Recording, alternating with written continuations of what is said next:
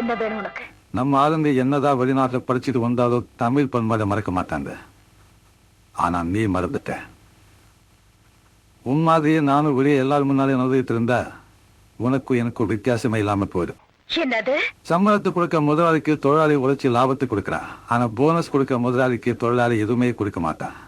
ஆனா இந்த தொழிலாளி கொஞ்சம் வித்தியாசமானவன். போனஸ் கொடுக்க முதலாளிக்கு வட்டியும் முதலுமா சேர்த்து திருப்பி கொடுக்கல. இவன் ஆம்பளே.